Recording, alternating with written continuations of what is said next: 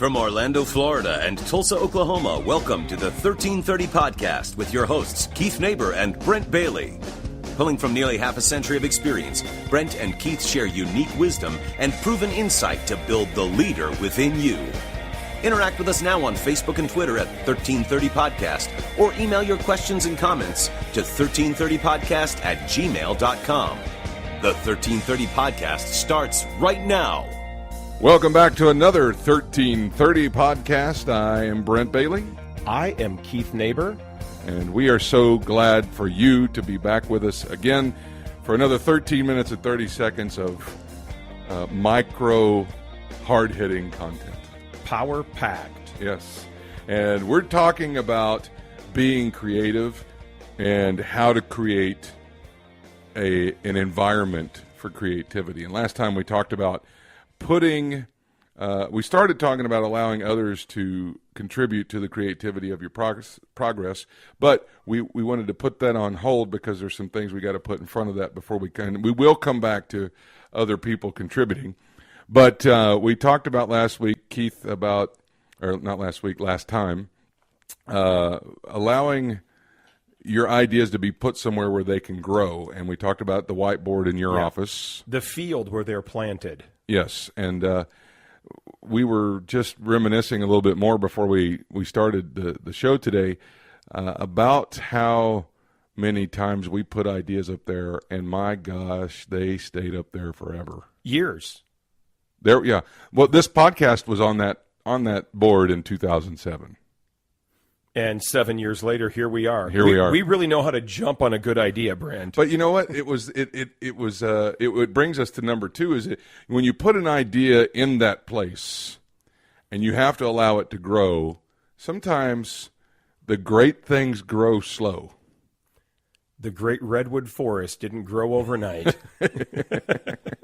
What a pearl of wisdom that was. But I'm deep tonight, Brent. Some things just have to take their time and mature. And so that brings us to today's point. If you're going to plant them somewhere, you can't just go dig them up unless they're ready to be dug up and used. You can't pick a fruit before it's ripe. And that's what we did a lot of times, where we would put ideas up on that board, and some were matured pretty frequently. Like we'd put ideas up there, and we'd preach those in the next week or two, or we'd put series ideas up there, and maybe that was going to be preached in a few months or something. But there were a lot of things that we did that this is an idea I have for camp, or a theme for our youth conference, or a leader's training or something, and those sat for a while. A lot of times we would come up with themes for things 9 months beforehand, or we would start knocking ideas around 10 months beforehand. Yeah. And people used to come in. One of the big fallacies in Christianity is that planning quelches the moving of God's Spirit within us. And that is so false. Absolutely. And it is such a deceptive statement to me and thought process to me, because I look at the things that we wrote down and the things that we mulled over and that we planted on that board. Those were the most successful things that we did. God is a God of order. He didn't create everything in 7 days by just kind of stirring it all together and throwing it out there, saying, or 6 days and resting on the seventh. But there was thought that was put into it, and a lot of thought put into it. So I think that as we come in and we're thinking about this stuff, the meditation portion of creativity is the key to its success. Absolutely. As you were reading there, this verse just jumped up in my spirit. There is that Proverbs 19:21 says, "Many are the plans in the mind of a man, but the purpose of the Lord is what stands." Doesn't say that those plans are wasted and they're never going to happen. Actually, we should plan. And that's what we did a lot of in some of the events that we ended up pulling. And I read just the other day that one of the biggest events, we were behind the brain trust behind it, if you will. Like, we presented it as the option. They had 60,000 people at it this last year. Praise God. It's a pretty awesome idea. But I mean, how long we thought of that a long time and sat on it, like, how do we present this, and what is that really? And even after we presented it and it started, we never stopped thinking, okay, well, it's done now. We kept thinking about it. I remember about 2 or 3 years into it, you had an upgrade idea. For into the first year, we had an upgrade idea. Yeah, I think every year afterwards we got, but it was a major overhaul. Yeah. Yep. That really changed that idea, and it really kicked it up from the first one had 10,000 people at it. But as soon as we did that upgrade idea from meditation and thinking about it, how to make it better, that thing jumped up to like 25,000 and 30,000. That was done. The meditation on how to make that event better, Brent, we were thinking about how to make the event better before we even did the event. Yeah. It was already being done. We were already planning for the following year before we'd even done the first one. I remember times I would come in, and either one of us would come in the office, and you could tell if somebody the night before had been thinking about something, because we would either one start with a question, what do you think about? And it's like, okay, here we go. They've been thinking about this. And that's the thing. If your idea is planted, great. Mull it over. Think about it. Really get into it. Allow some things to stimulate more thought on that. And the highest form of thinking that you can do on those kind of things is reflection, evaluation, but then prediction. Predicting is a huge thing. But I remember many times when we would be talking about something and we'd both look at each other and be like, that's just going to blow up and be terrible, and we need to change some things, or, man, this is going to be awesome, and this is going to really be cooking with gas here. And it was because we were really thinking out that process. It was the mulling over. And sometimes, even when we got to that, this is going to be awesome, we'd change course again because we kept thinking on it. And science, they'll tell you that the highest form of thought process that there is reflection, evaluation, and prediction. And I like that. I had a friend of mine ask me, it's been a lot of years ago, probably 10, 12 years ago. He was working on a sermon, and he just called me out of the blue and said, hey, Keith, what do you do when you're working on your messages? How does this go? What do you do to make them so good? And I'm not saying this that I thought that I was preaching the best messages or anything like that. I think I was preaching real solid messages. And I told him what I did. My process for writing a message was I waited for everybody in the house to go to bed, and I would go up in the front room and I would start praying, and I would start working through that message in my head. And I would think out the best possible results of what I was going to be speaking about.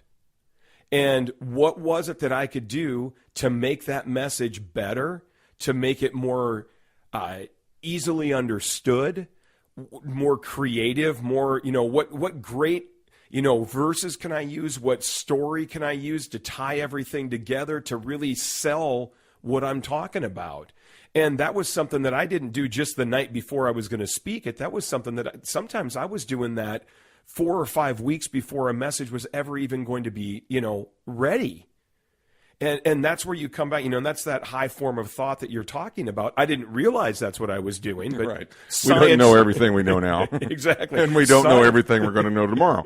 Science has proven out that I was actually on the right track of reflection, evaluation, and prediction. Well, I think it was Steve Wozniak, one of the guys that helped to start Apple.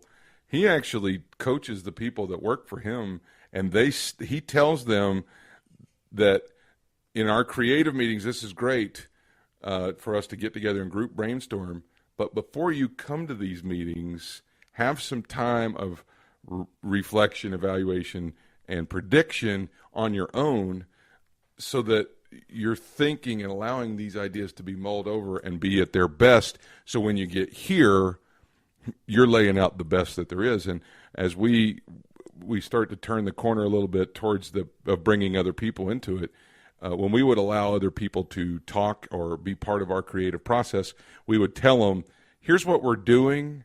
Start thinking about some questions or things in this direction. So when you show up, you're coming with your best ideas already thought out about it, instead of everybody getting there going, and we would do the same thing. We'd show up, and sometimes our best ideas didn't even make the cut because somebody else who had been thinking about it for a little bit of a time thought of something of a better idea than we did. Well, and everybody thinks that, well, if I'm going to be creative, we've got to have these massive brainstorming sessions. A brainstorming session without direction is chaos, not creativity. And very seldom does creativity come out of chaos, in my opinion. No, I agree with that. And I would say that, as Brent was saying just a moment ago, I agree with him on this, that if you will let people know so that there's a focus in what we're doing, it doesn't need to be a laser focus on what we're doing, but it needs to be, we're going north. We at least know what direction we're heading. We don't necessarily know tone, if you will, the destination, but we know the direction. So as you're gathering people up and you're wondering, how can we be creative and, how can I use people in this? You got to let them in. But once you let them in, you've got to give them an idea and some direction as to what we're going to be doing. Instead of the brainstorming sessions, which we'll get into, we'll talk about those too. But brainstorming sessions are really the place that you share a thought that you already had. You shouldn't be having those thoughts in a brainstorming session. Those should be and ideas are going to pop up when you're in there. Obviously, we're going to play off of that. But again, we've got to come in with the predisposed or the predisposition of this is where we're going with this, so that it isn't chaotic. And the other one I will say, when you start to let people in, bigger isn't always better. I would much rather do 2 meetings with 5 to 7 or 5 to 8 people in each one of those meetings than 1 meeting with 16 or so people. I think the most creative meetings we ever had, there may have been 4 to 5 of us. Yeah, I was going to say the number would be 5. Yeah. Anything beyond that, it gets to be too chaotic, and especially for me, because I'm just ate up with ADD anyway. It just goes.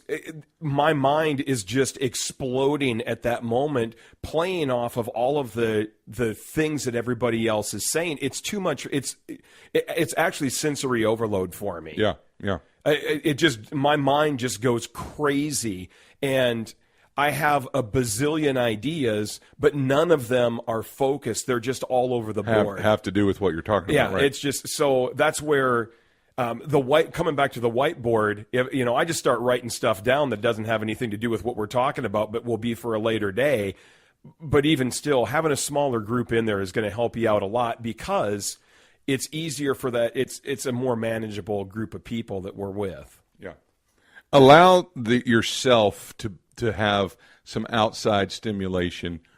Yourself, before you get into the group brainstorming, as an individual, and those of you who are CEOs, coach your people. Have your own brainstorming session before you get here, so that you're somewhat focused. Allow some stimuli to hit you, kind of like the Coach Bill Bauer that was one of the co-founders of Nike. Walking through, thinking of how to make his team better. Walking through the kitchen, sees his wife's waffle iron open. Bam, gets the idea for the Nike waffle soled shoe. So allow yourself to be stimulated mentally this week. All right. Well, we're coming to a rapid close and a rapid end to our 1330 podcast. We'd like to thank you guys for tuning in today. If you want to reach us, you can reach us at 1330podcast@gmail.com. You can hit us up on Facebook at the 1330 Podcast. You can follow us on Twitter. You can either get me or Brent on Facebook, Brent Bailey or Keith Neighbor. Thank you guys for listening. We'll talk to you guys soon. Thanks for joining us for the 1330 Podcast with Brent and Keith. We want to hear from you. Find us on Facebook and Twitter today at 1330 Podcast, or email us directly at 1330podcast@gmail.com. Join us next time for another 13 minutes and 30 seconds geared to change you into the leader that you and those who follow you want you to be.